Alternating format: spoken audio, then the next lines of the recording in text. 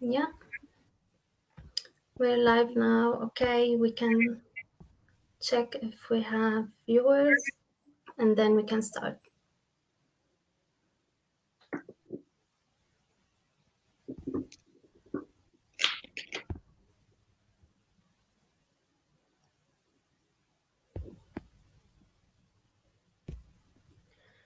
Okay, let's start. Yeah, hi everyone. I'm Salma Merhubi and I'm the Secretary General at Fatima Al-Fihri Open University. Today we'll be having an amazing event. It's a talk with Dr. Mariam ELKHECHAFI about artificial intelligence and data science. Who's our amazing speaker? Let's see. I'll give you now a brief bio about her and walk you through her incredible journey. Mariam ELKHECHAFI is a lecturer in artificial intelligence and data analysis at Ibn Tofail University and data sciences consultant. Her research focuses basically on applied mathematics, computer sciences, algorithmic and statistics. So let's talk about her publications. Mariam is the author of a book entitled Hybridization of Bio-Inspired Meta-heuristics for Global Optimization, which was published in 2017. And also, she's the co-author of Machine Learning for Cleaner Production in Port of Casablanca, which is published in the Journal of Cleaner Production in 2021. Currently, she is working on data visualization projects. Talking about her education, Mariam received her Ph.D. from Ibn Tofail University in Applied Mathematics and Computer Science in September 2018, with the very honorable distinction and unanimous congratulations from the jury. She then moved to France, where she worked as a Post Doctoral Researcher in Green Database at the LIAS Laboratory attached to the National School of Mechanics and Aerotechnics in ENSMA, Poitiers. And from there, she discovered her passion for data and started working on several projects in academia and consulting in field of machine learning and AI. Today, she'll be talking about artificial intelligence and data science, the most important technology in our present day. The event will be composed of Mariam's presentation, and at the end, we'll have a Q&A session. So feel free to post all your questions in the comment section, and we'll read them at the end for her, where she will be happy to answer all your questions about the field. And yeah, so I'll give you just a brief definition about the topic. What is AI? What is artificial intelligence? It's a field where algorithm models based on the natural intelligence of humans are used to perform automatic actions. What is data science? It's a crucial part of the contemporary world and is an interdisciplinary field that extracts knowledge and insights from data. That's just a definition that you can find on Google, but if you want to know more, stay with us in this talk where Mariam will explain everything to you. So we can begin now. Mariam, please feel free to start. Thank you. I would like to thank you, Selma, and for inviting me and giving me the chance to be part of your program. So our course today is entitled Artificial Intelligence Between Opportunity and Challenges. We're gonna start with the quick definition of artificial intelligence. What does it mean? We are going to talk about the story behind the AI, some subfield of AI. What does artificial intelligence look like in real life? Then I'm going to talk about some of our research work in data science. After, we will go into more practical parts, which is how to be a data scientist. We will talk about the skills needed for this job. After, and to have more visibility on data science, we will see all the steps of AI projects from A to Z. And toward the end, we will talk about the famous relationship between artificial intelligence and human. So, as you say, Selma, artificial intelligence is defined as being a subdiscipline of computer science, which includes all process and mechanism used to make the machine intelligent and able to learn from itself, exactly like humans do. So, to better explain this concept, we will return to computer science in the classic form. Here we used to have a developer who makes code from algorithm and order the machine to execute these commands. So here the issue, or let's say the limits, is that the machine was completely dependent of the human, and therefore the probability of mistakes was very high, and the human was not able to achieve match with this technology. And that's when the idea came. The scientists asked themselves if there is a way to make a machine self-intelligence and able to do tasks from itself.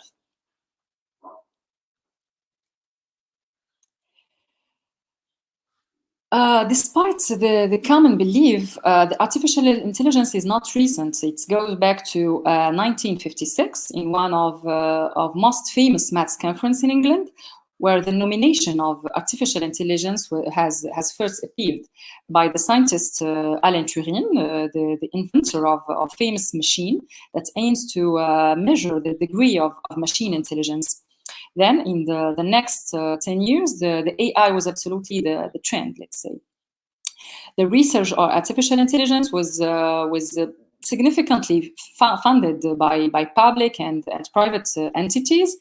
And the great hope was put on this science as a way to change the future way of living, the same way as the train have done for industrial revolution. But in reality, what happened was completely the opposite. This research, or let's say the modest contribution, was unable to solve a very basic, equation. At the time, it starts what it's called the winter of AI, when we saw the big fall. Here, all the public attention goes to hardware against artificial intelligence, and the situation remains the same until the 19th, with the famous Deep Blue machine, which is Microsoft's product, an artificial intelligence that won the champion of chess game at the time. And here, the artificial intelligence was back by a very simple application. I mean, a game that everybody knows. No, and since then it started to improve with internet, social media, and all this stuff until being absolutely the first trend today. So here to explore the subfield of AI, I'm inviting you to imagine a kind of sphere like here. That we will call artificial intelligence, which is the main discipline. So this sphere contains which we call the classic machine learning. The concept here is to make a machine learn by itself. What we do is to inject to the machine a huge data sets, and from analyzing these data by applying one of statistic algorithm, the machine tracks kind of behavior of variables, and from there we generate a model that we test in second time. So here in this area, we find what we call a supervised machine learning and a non-supervised machine learning. In the first area, we define the set of algorithm when the machine learn under the supervision of data scientists, of human. So here we have known structured data with features such as logistic regression, for example, which is very known. In the non-supervised, here we cannot expect, the solution such as classification, for example. And finally, we have a deep learning, which is the trend in artificial intelligence today. Here we keep the same concept of classic machine learning, and we add a neural network algorithm. Here we try to reproduce, the mechanism of human brain by virtual neurons that communicate with each other via neural networks.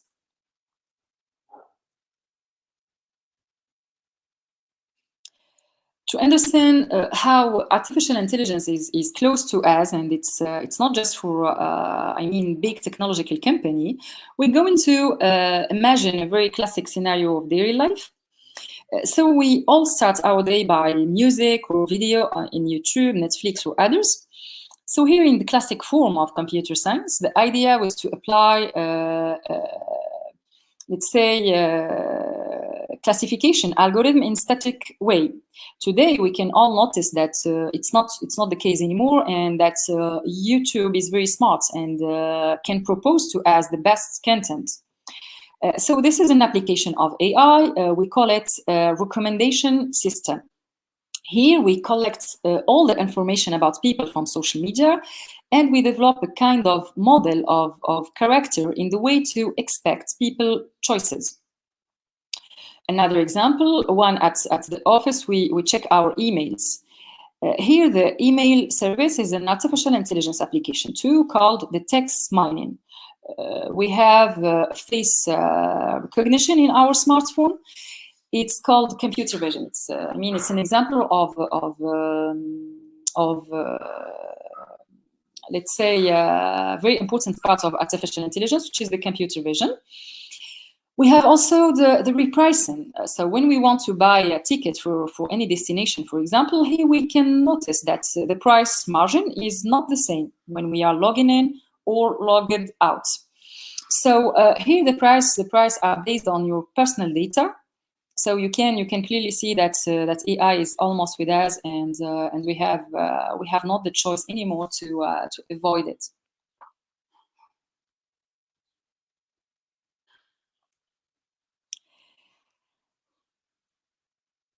So here I would like to share with you some of our research work in data science and artificial intelligence. Let's start with the classic machine learning. Our first work actually was construction of new water quality classifier, case study in Cebu region in Morocco. Here, the aim of this work was to find a way to measure the water quality by the data science against hydrology. As you may know, the water quality is defined by chemical contents of contents of water.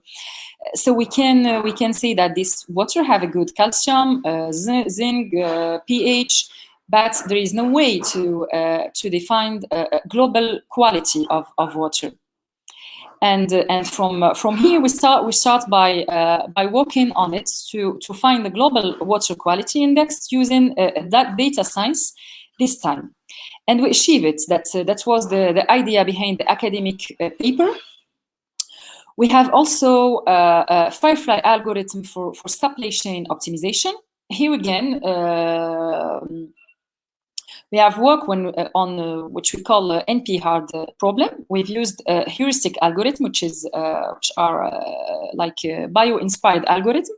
It gets inspiration from nature to find the best solution or let's say the optimization process.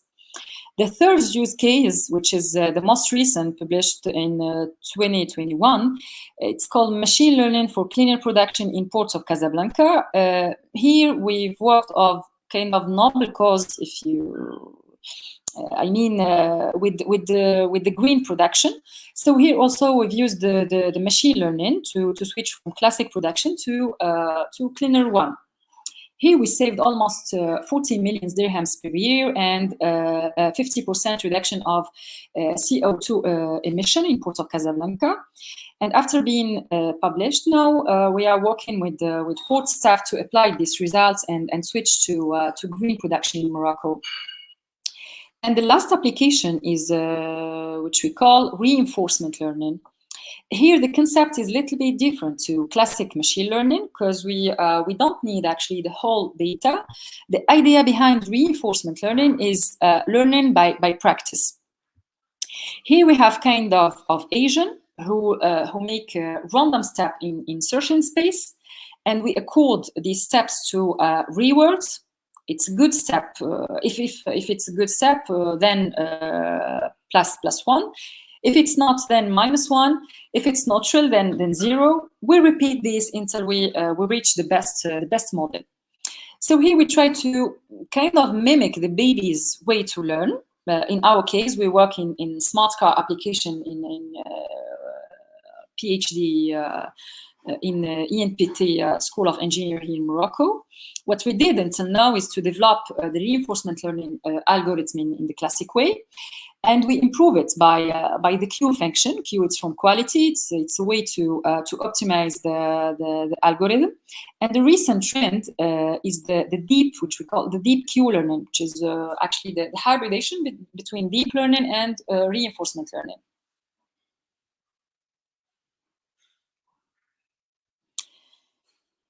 Now to the most important parts, because we're gonna talk about how you can become part of this amazing world. I mean, and you're gonna see that it's not that hard. So before starting, we should ask ourselves if is it my passion. If the answer is no, you can have a lot of research to know about the subject, but it's truly, if it's truly actually your passion, then we can talk. As we said, it's science, I mean, based on combination between applied mathematics and computer science. So maths for data scientists is a must, absolutely a must, especially statistics. About computer science, what we need to know is that there is three generations of programming languages.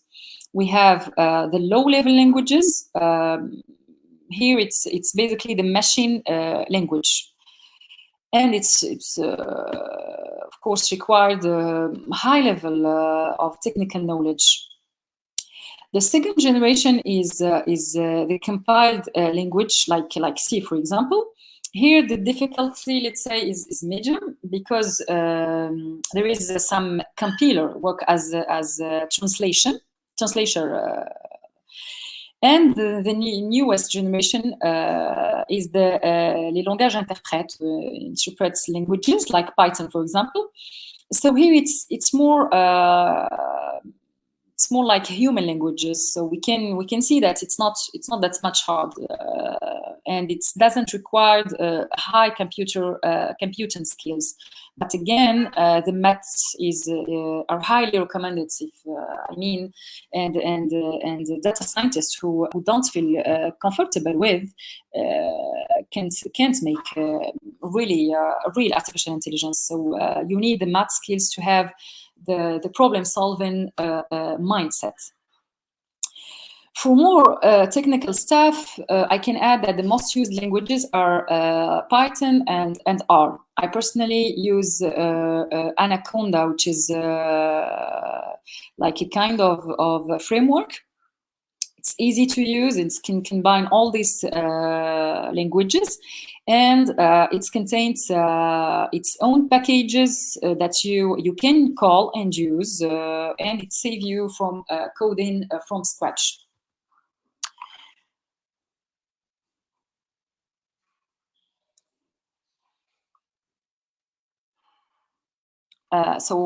For more visibility, we're going to display a research project of artificial intelligence from A to Z.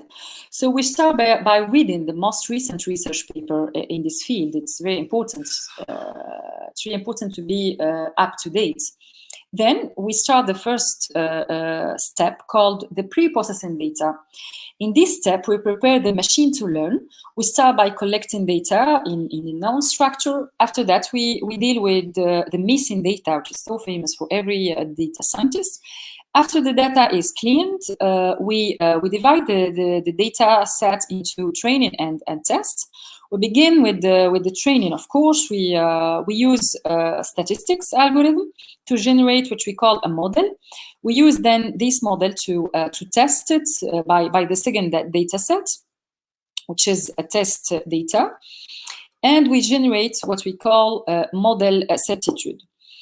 That's being done. We go to the last step, which is packaging of the model in a human-machine interface. Here we use, for example, programming language or web development languages to switch from backend to front end. And to product application for web application and some of robotic application to industry for 4.0 or all this stuff.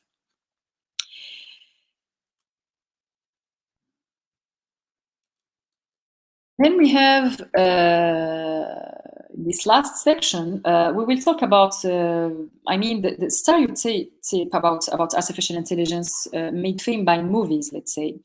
We heard a lot about robots replacing humans and take their job and their spot in society, which is absolutely false, actually.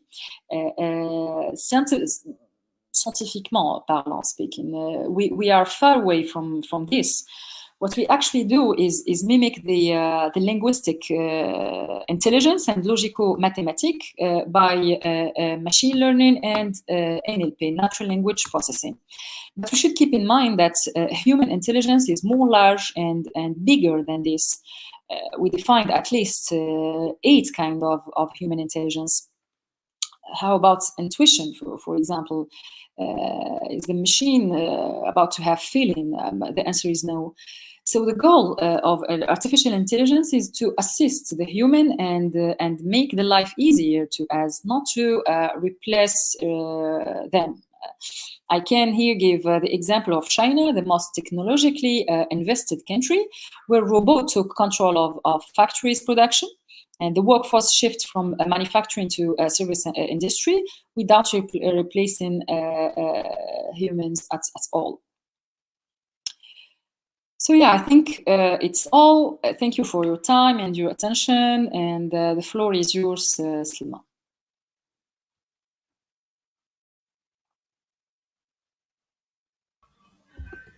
Yeah, thank you so much, Dr. Mariam. The presentation was amazing. The points you discussed were really interesting. I really liked the part where you explained how we can become a data scientist. I think that's the most thing that will interest our students and audience. I really enjoyed it, and I'm sure that everyone enjoyed it as well. So I have some questions from my side that I would ask you, but maybe first we go through the question that we got to the university from the audience. So the first question is, yeah, I think you talked about this when you mentioned that robots will dominate our Earth. That's not correct, but like someone is asking if AI is dominating our lives, like it's everywhere at the moment in all our applications. What are your expectations for AI in the future as an expert in this field? Because you're following all the progress and you're working in it, so maybe you have an idea how it will progress in the future. Actually, if we talk about the story of AI, we have seen the winter of AI. So AI is a very old like discipline, but it's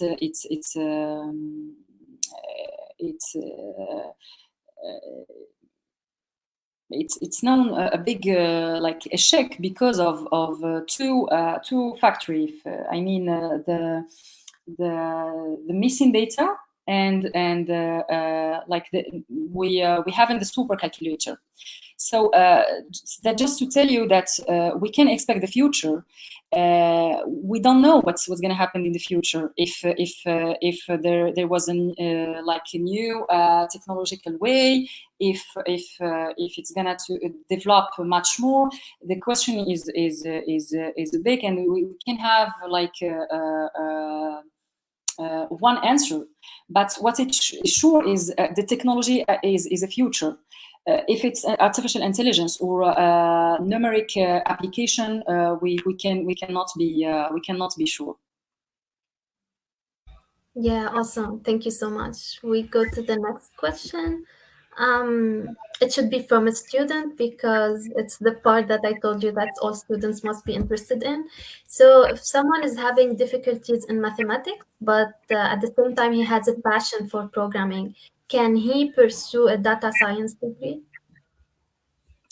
I think with computer science skills, we can be just doing executing stuff. But it happened with the statistical algorithm and la preuve. Ça remonte à 1956. So we're talking about statistics and maths, not computer. Computer is here just to to help us to calculate. And for the language we use, which is Python is not coding from scratch. We have a kind of package that we call and we use.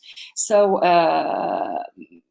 I think that maths is, as I say, maths is a must, and it's more important than we need. Actually, we need computer science, but the most interesting thing is the math. So if you have a passion to data, you should start with basic mathematics. Is very important.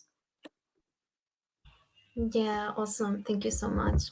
We have another question from Atinuke Ernoy. So the question is, what are the parts of mathematics involved in data science and AI? About algorithmic, we talk about statistics. So statistic, we have also calcul numérique. And basic mathematics like algebra and all this stuff. But I think the most interesting part is statistics. Because we are just for a classic way to learn, we applied classic algorithm of statistics to training data set. So it's almost only statistics. Yeah, awesome. From my side, I was very interested in the publications. So I really want you to talk to us a bit, if you have time and you're happy to do, about the recent publication, which includes machine learning for cleaner production. As you know, like climate change, clean energy, everything, these are trends these days. So we would be very happy if you can tell us, like, what was the problematic, what did you do, what was the solution? Yeah, we will be very excited to hear this. So the most interesting part is to be up to date of this field, like such as any research field. We have as researchers to be up to date to learn almost all research in our field. This is very important that we can do a progression or give something new if you are not up to date. So this is the first step. We should read, analyze, and all what other researchers do actually. Then the second step is collecting data, and I think this is the most hard part. Why? Because it's not easy to get real data. We have like resistance from staff or from let's say non-research people, and you have to convince them that it's research are gonna help them to improve production and all this stuff. So I think that was the most hard part, and it took much time than the rest. So after having the right data, we start with the second part, which is pre-processing data. Here, the data scientists should, clear the data, because this is the most interesting part. If we did it well, so the machine gonna learn faster and of course get us the most correct model. So here the step I can see it's the missing data, because in real world problem you have always what we call the missing data, some data that is not allowed as to collect or stuff. So here we should replace them with some data using prediction algorithm. We have also to structure our data in one let's say common forms. Then we should put the right question. Why I'm applying the artificial intelligence? What is my goal? And from this answer, we call the right machine learning algorithm. If I need classification, so I'm gonna apply the algorithm in this subfield. If it's prevision, it's a prediction, and so. So once we do this, we devise our data into tests and training. For training, here the machine learn by like reading or having global vision of our variables, and if you know decide one model. After we get this model and test it by the small data set, which is the test that data set. Once we have the model, we have to approve it. For approve this model, here we go back to real life, and we test our model in a process of production, and we say if it's coherent or not. So this is it. As I said, we achieve a great reduction of CO2 emission, which is the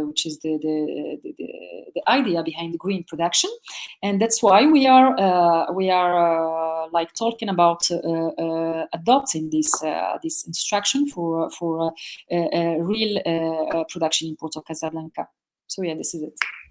Wow, that's really amazing, like a very long, detailed process, but there's a big achievement behind it. So that's great. Congratulations for this result. Thank you so much. We have another question. So data engineer, data scientist, data analyst, what are the differences between these roles? Let's start by data engineer. Data engineer actually is the one who collects data, who realize the structure of data. So he's the one who who prepare the data to the data scientists. Mm-hmm. This is about the data engineer. About the data analyst, is statisticien. In French, the statisticien is someone who applied the statistics without using computer science. This is the classic way of data science. We say data analyst is data scientist who cannot do prediction. This is a funny way to define it. So, and for data scientist is a mathematician whose computer who learn and have programming skills. So the data scientist is someone who can combine also the two sides, which is mathematics and machine languages. This is it. Yeah, that's great. I really didn't know there's so much difference between them. Let's say, for example, in Morocco, in Africa, in general, for data scientists, we don't have this profiling. Actually, we hire you as a data scientist, and you do data. You are data engineer, data analyst, and data scientist in the same time. Is it easy to acquire these skills? Like, if you're a data engineer and you will have a role as a data scientist, is it easy to acquire these skills? It's depend on passion. If you are able to learn, this is the key answer. I mean, because now thanks to God, we have an open university like yours.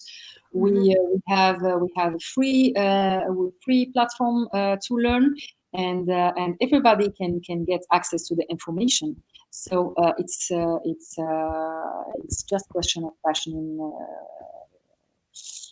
Yeah, I see. Really. Okay. Another question from Atinoke, is data science learning compulsory to drive an AI? I don't understand very well, actually. Is that data science learning what? Compulsory to dive in artificial intelligence. Which mean what? I don't get, actually. I don't get the meaning. Yeah, I think the question is a bit vague. Maybe the question is if a data science degree is compulsory to work in artificial intelligence. Let's consider it's the meaning. Mhm. Actually, the nomination artificial intelligence is too recent, so we don't have the degree called artificial intelligence. As I explained, it's a combination of maths and computer science. So the data scientist degree actually is hybridization, if I mean, of mathematics and computer science. So everyone who is a mathematician and computer science can be a data scientist, because Yeah. it's just this nomination are new, and we can find a full degree with this nomination. Yeah, I see. Okay, so Atinuke is very happy because you explained for him the difference between these roles. Thank you so much. But he has one more question. He's a student. He wants to become a data engineer. On which skills should he focus? J'insiste sur les maths. Actually, maths. For me, Mm, maths is the most important thing, because for the machine you have to learn how to communicate with the machine. It's very important. So you have to learn some of computer skills, but behind the scene, it's all it's pure mathematics. So I think that this is the way to develop real artificial intelligence from scratch. yeah, okay. Yeah, awesome. We'll wait if there is more questions. I think we don't have much time, but we'll wait a bit. Yeah, so that was his question. Like we explained it, do we need to have a background in data science before diving into AI? Actually, it's the same thing. We talk about the same discipline when we show this sphere. You can imagine data as a straight line, which Yeah, this is the skill behind all this AI, machine learning, supervised, non-supervised, and deep learning. yeah, awesome. Yeah, so we mentioned in the introduction, you mentioned in the introduction that you're currently working on visualizations projects. Can we know more, like, as someone who doesn't have a background in this, I didn't really get what you mean by visualization. Visualization is actually part of data science, which aim to give more visibility to our data, and to let's say present our data for non-data scientists. It's actually the idea behind the web development. It's here we need actually more computer science than other stuff. For example, we can transform our let's say data in classic form to pictures, to graphs, to some like significant stuff. This is the idea behind visualization. Did you know Tableau, logiciel Tableau? Yeah.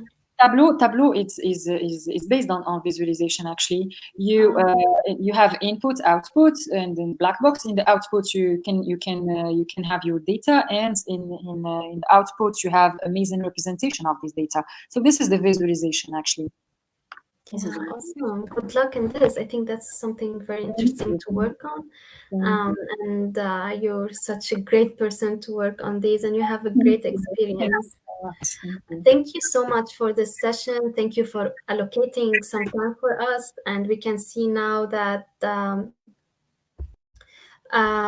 we have a lot of happy and satisfied audience from this talk. Um, yeah, by my name and Fatima Al-Fihri Open University name, our students, our audience. Um, yeah, I just want to thank you by my name and Fatima Al-Fihri Open University name and all our students and audience for this great session. We learned a lot about data science and AI. We learned like what kind of career it might be in the future. We learned from your experiences, your publications. And thank you so much for your patience to answer all the students' questions. That was really amazing. Yeah, if you have anything to add, you're free to do this. If not, we thank you one more time, and we'd like to stay in touch with you. Like if someone of our students is still interested to know more, I'd like to ask your permission if we can contact you, send you some questions, and maybe have you in the future with us as well. It's my pleasure. I would like to thank you again for inviting me, and I have such fun to share this my passion with you and with your students. And of course, I'm available anytime to ask your question or your students' question, and it's a great pleasure for me. Thank you. Thank Thank you you so so much. much. Thanks everyone for attending this session, and stay tuned for more events, more webinars, more talks with incredible speakers like Dr. Mariam. And have a lovely day or lovely evening, depending where you are in the world. Thank you.